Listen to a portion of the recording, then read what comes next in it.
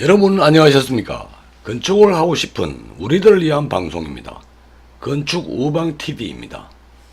여러분 집 지어 보셨습니까? 집 짓기를 원하시죠? 이 방송을 보시기 바랍니다. 오늘은 건물 시공 시 요구되는 조건에 대해서 말씀드리겠습니다. 다음에 건물 하자와 관련된 사항도 첨부하겠습니다. 건물의 요구 조건. 수명이 길어야 하지, 질겨야 하죠. 견고해야 되죠. 하자가 없어야 되죠. 사용성이 좋아야 되죠. 미려해야 하죠. 유지관리가 쉬워야 하죠. 비용이 적게 들어야 하겠죠. 이런 조건을 간략하게 말씀드리겠습니다. 내구성은 골조의 수명입니다. 수명. 소위 요즘 장수명 건축이란 말이 많이 나옵니다. 장수명은 구조체뿐만 아니고 내부에 들어가는 배관, 마감 이런 등등 모든 시설에 대해서 수명을 길게 한다 이런 의미가 있죠. 하중, 외력은 진동, 충격, 바람, 지진 등에 안전해야 되겠죠. 마감재는요, 마모성에 대해서 강해야 되겠죠. 바닥재, 외장재, 손이 많이 닿는 부분, 매입 부분. 건물 속에는 많은 설비, 전기, 배관이 들어갑니다. 배관, 배선 이런 거는 재료 품질이 확실히 보증된 재료를 쓰셔야 합니다. 첨언하면 골조 수명은 장기간입니다. 잘 지으면 콘크리트 구조는 100년 간다 그랬죠. 그렇지 않아도 수십 년은 가죠. 이에 골조석에 매입된 재료, 배관, 배선, 마감은 수명이 짧습니다. 그래서 매입 부분에 대한 재료 선정에 특히 유의해야 하셔야 됩니다. 하자가 없어야 되죠. 하자. 물 새고 결로 단열 생기고 파손 탈락 등등. 하자피는 후면에서 상세히 말씀드리겠습니다. 사용성이 좋아야 하죠. 편리해야 되죠. 아름다워야 하죠. 아름다움은 부분적 아름다움도 있지만 건물의 전체 조화가 필요합니다. 설계를 잘 하셔야겠죠. 유지관리가 쉬워야 하고 비용이 적게 들어야 하겠죠. 일반 관리비 이거 많이 나오죠. 이게 적게 들어야 하고 수리비도 적게 나와야 되고 LCC 하는 게 있습니다. 이게 건축물 생애 전체 주기 비용이라 하는 것입니다. 건축하고 유지하고 관리해서 철거 때까지 비용을 말하는 것이죠. 간략하게 말씀드리고 다음 장으로 넘어가겠습니다. 이 건물을 잘 지으려면 기본적으로 튼튼하게 지으려면 기본적으로 모든 재료는 KS 표시품을 사용해야 합니다. KS 표시품이 없는 것은 메이커의 품질 보증을 보고 선정해야 하는 것입니다. 매입 부분, 설비, 전기 등등 배관대 등 우수한 것 사용해야 됩니다. KS, 이것도 KS죠. 고급 건축 의미는 마감 재료를 고가 재료로 사용한 것뿐으로 앞에서 말씀드린 조건과는 별개입니다. 고급 건축은 집이 살기가 편리하고 아름답고 이런 것은 만족되겠죠. 그렇지만은 앞에 드린 내용하고는 일치하지 않습니다. 골조 내구성 확보는 일반으로 공사비 증가 요인이 되지 않습니다. 왜 그러냐면요, 그 건물의 조건과 규모에 따라서 설계에 딱 지정이 됩니다. 쉽게 말하면 좋게 나쁘게 임의를 할 수가 없다는 말씀이죠.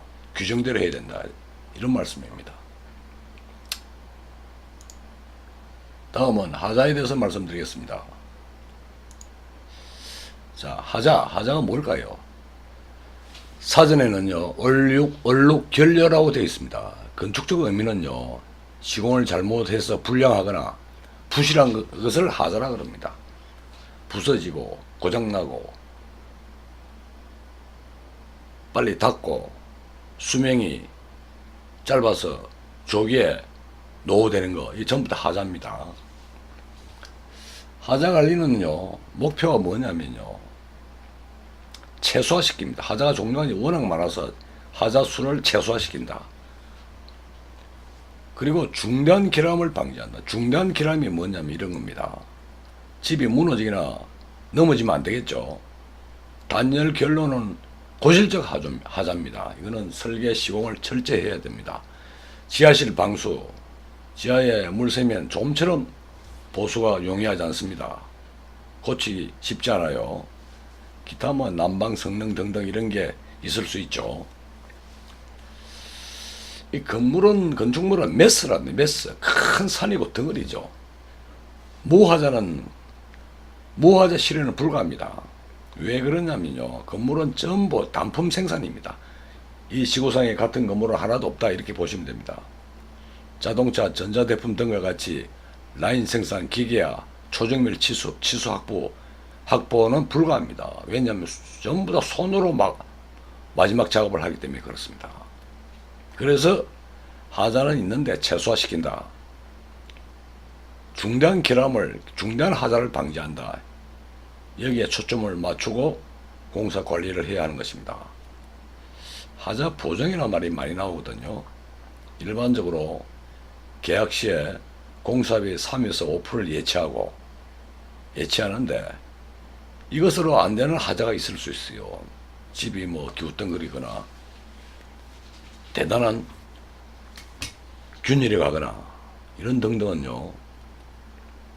이 금액으로 안 되는 수가 있습니다. 그래서 철저한 감독이 필요합니다. 설계 시공에서부터 준공시까지 눈에 보이지도 않고 긴 시간이 지나야 발생하는 하자가 많이 있을 수 있다. 이 중요한 얘기죠. 하자 보정기간 나옵니다. 법으로 규정되어 있습니다. 뭐 예를 들어 골조는 10년, 방수는 3년 등등 뭐 이런 규정이 있습니다. 이건 뒤에 말씀드리겠습니다. 건물 하자 종류 한번 보실까요? 이 하자 종류는 굳이 분리하면 1에서 16까지 있습니다. 뭐 이거 외에 조금 더 있을 수도 있죠. 치마, 구조, 건물이 가라앉는다. 기초 토질 다짐을 불충분하게 했죠. 파일이 가라앉을 수도 있어요. 균열, 뭐 여러 가지 이유가 있습니다만은 치마도 있고 기타 여러 가지 원인에 의해서 구조체의 마감재가 크랙이 간다. 금이 간다는 거죠. 물이 샌다. 특히 지하실하고 지붕은 방수를 철저히 해야겠죠. 외벽도 잘못하면 물이 셉니다. 창문 주위나 외벽 마감했어요. 층간소음 너무나 유명하죠.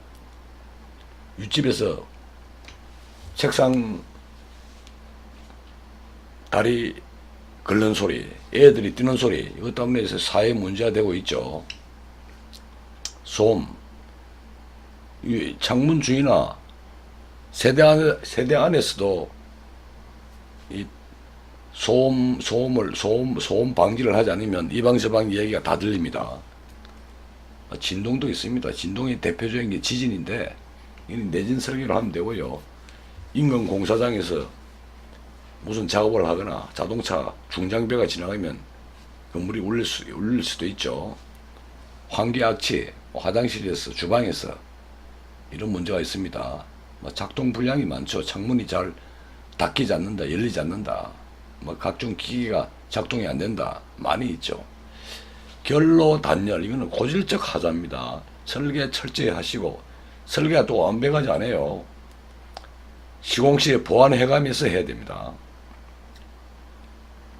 난방, 방이 따뜻하지 않다. 탈락 이런 거 있죠. 탈락.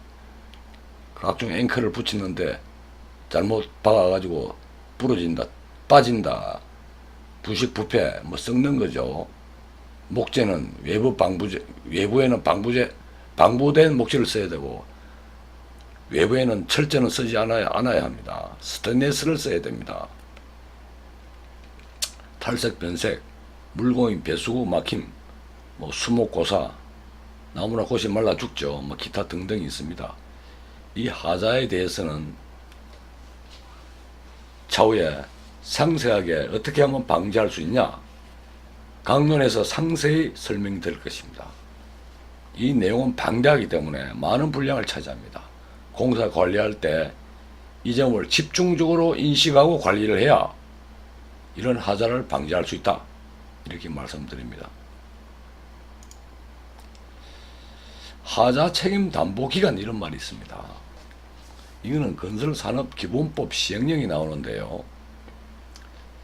복잡합니다만은 이런 걸 참고를 해보시고 그 내용을 간략하게 보겠습니다.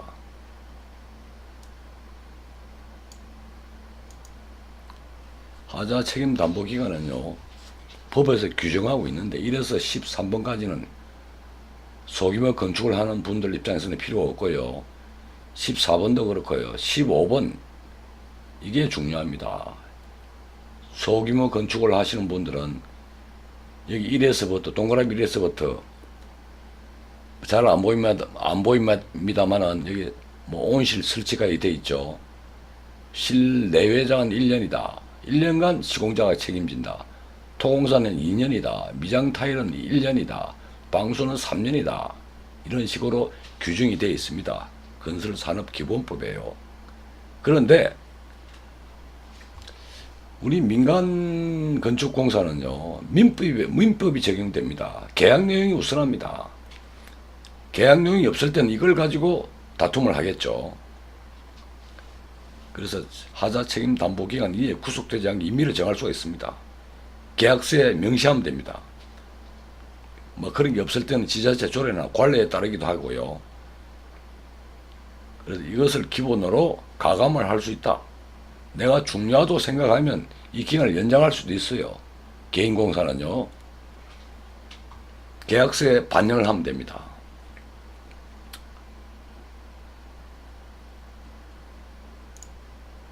지금까지 말씀드린 것은 개략적인 개념 개요입니다. 여기에 대한 것은 강론에서 상세하게 하나하나 조목조목 방송을 할 것입니다. 시청해 주셔서 감사합니다. 이상으로 방송을 마칩니다.